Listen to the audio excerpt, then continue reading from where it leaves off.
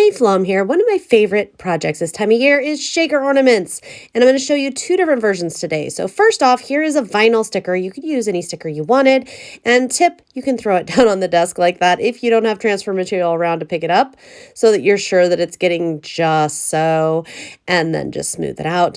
Like I said, that was a vinyl sticker cut, but you could use any kind of sticker that you wanted or skip the stickers. For this one though, what I'm doing is putting the sticker on and then filling it with some 28 Lilac Lane shaker mix there, and done. Boom. We're good to go. It's that easy.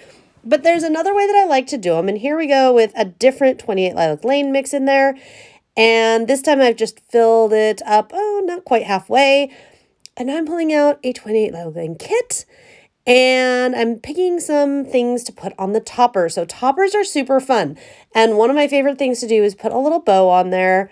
I also like to add all kinds of little accents and details. For this one, I'm going with a little bow. Just tie it and get it just so, however you like it.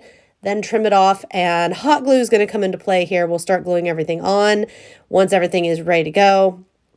I just love adding a topper on this. I don't know what it is, but from little fake greens to details, bells, whatever you've got, whatever you want. I'm just working within this kit here because I've got a bunch of fun little stuff that I've been meaning to use, as you can see.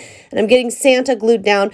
I like to glue down whatever's going to be my focal point and then work from there, large and small, picking up whatever it is that I would like to also utilize. So in this case, a couple of buttons, a couple of pearls, and also one of these fun little gears from Santa's workshop. So I've got that going in there. And basically, you're done when you feel done. Add as much as you would like or as little as you would like. We're really not going to have any rules here. And once you are done, well, you can gift it. You can put it on your tree.